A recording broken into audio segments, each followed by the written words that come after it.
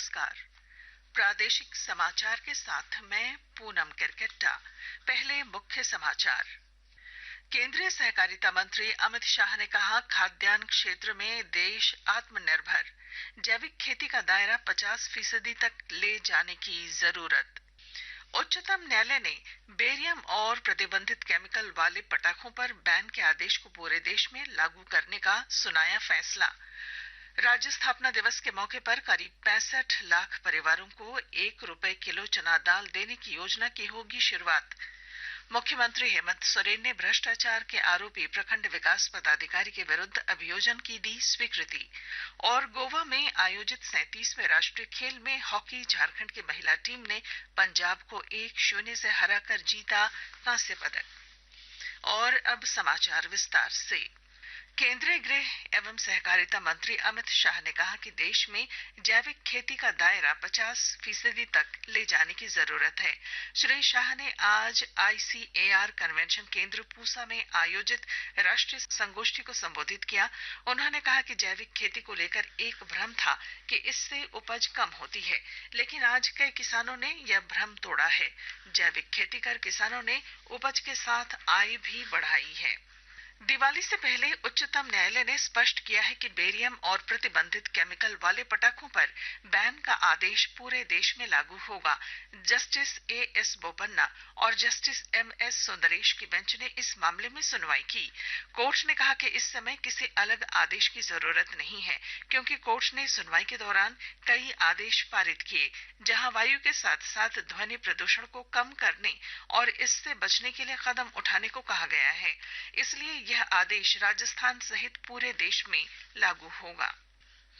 झारखंड स्थापना दिवस के मौके पर 15 नवंबर को आयोजित कार्यक्रम की तैयारियों को लेकर जिला प्रशासन ने इस बार मोरहाबादी मैदान में पटाखा बाजार नहीं लगने देने का निर्णय लिया है। पटाखा बाजार के लिए 5 क्लस्टर बनाए गए हैं। इसे लेकर जिला प्रशासन ने सभी पटाखा दुकानदारों को निर्देश जारी किया है। जिला स्कूल, जयपाल सिंह स्टेडियम, हरमो मैदान, डोरंडा मैदान और चुटिया मैदान में पटाखा दुकान लगाए जाएंगे। हजारीबाग में लो सिंघना थाना प्रभारी विपिन यादव और मुफस्सिल थाना प्रभारी बजरंग महतो ने टीम के साथ संयुक्त कार्रवाई करते हुए झील के पास से 4 अंतर्राज्यीय ब्राउन शुगर कारोबारी को गिरफ्तार किया। उनके पास से भारी मात्रा में नशीला पदार्थ बरामद किया गया है।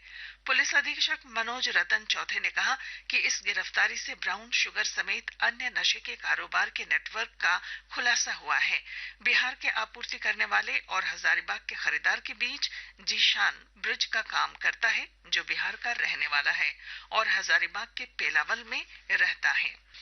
सिमडेगा जिले में सामुदायिक पुलिसिंग के तहत सिमडेगा पुलिस और शक्ति वाहिनी संस्था की ओर से विभिन्न क्षेत्रों में बच्चियों के लिए स्पेशल हॉकी सिलेक्शन कैंप का आयोजन किया गया। इसके तहत रांची में होने वाले हॉकी कैंप के लिए 35 बच्चियों का चयन किया गया। कैंप में लगभग 200 बच्चियों ने भाग लिया। पुलिस अधीक्षक सौरभ कुमार ने मानव तस्करी, बाल विवाह, बाल मजदूरी, महिला उत्पीड़न के संबंध में जानकारी देते हुए जागरूक और सजग रहने की अपील की। आदिवासी संगल अभियान द्वारा आज रांची स्थित मोरहाबादी मैदान में आयोजित सरना धर्म कोड जनसभा का आयोजन किया गया है। इसमें देश विदेश से बड़ी संख्या में आदिवासी समुदाय के लोग हिस्सा ले रहे हैं। देश के स्वाधीनता संग्राम में योगदान देने वाली जनजातीय वीरांगना में कालिंजर रानी दुर्गावती का नाम भी उल्लेखनीय है। आइए सुनते हैं प्रधानमंत्री नरेंद्र मोदी की पहल पर जनजातीय नायकों की विशेष श्रृंखला में कालिंजर रानी दुर्गावती के बारे में कुछ विशेष। देश की महानतम वीरांगनाओं में रानी दुर्गावती का नाम सबसे पहले याद किया जाता है। इन्होंने मातृभूमि और अपने आत्मसम्मान की रक्षा के लिए अपने प्राणों का बलिदान कर दिया।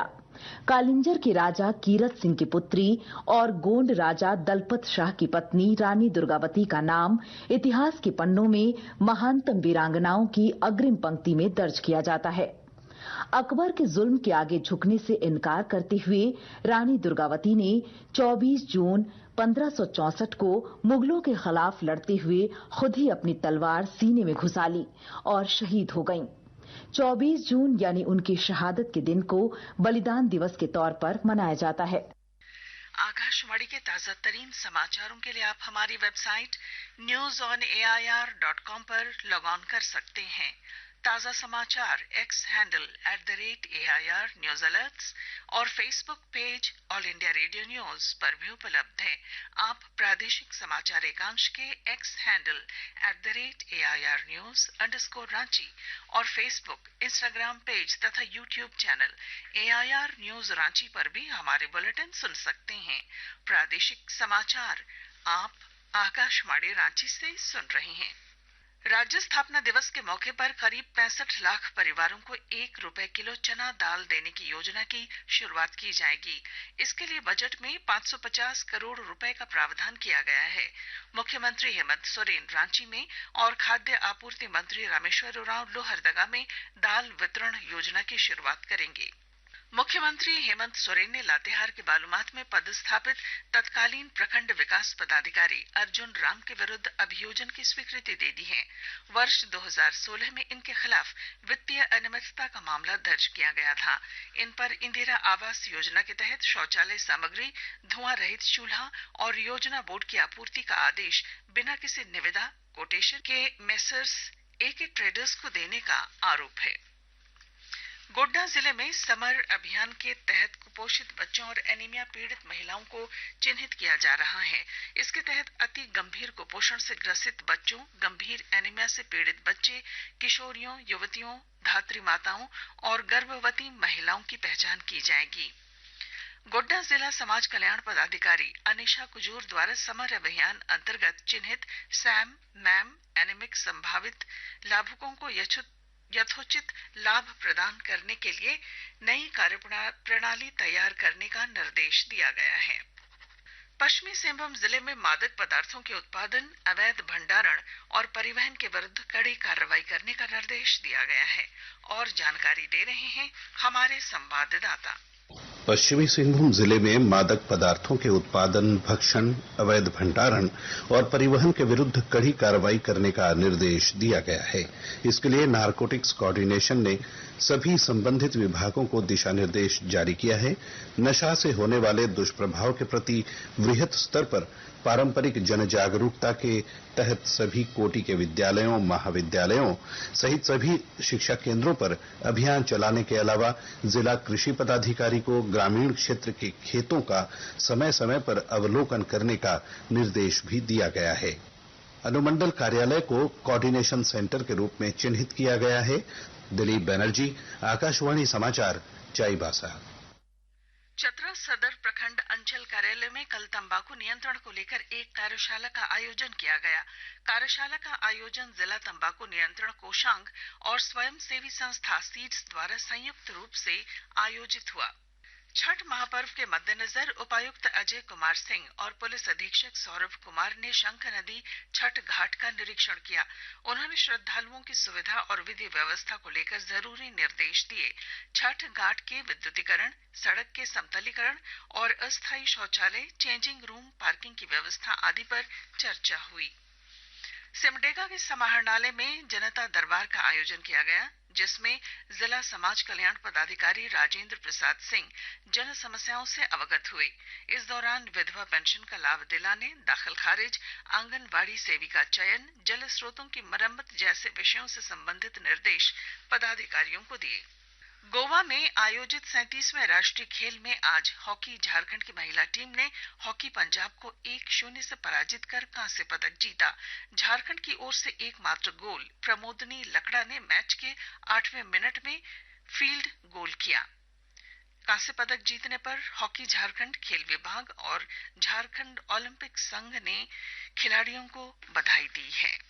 और अब अंत में मुख्य समाचार।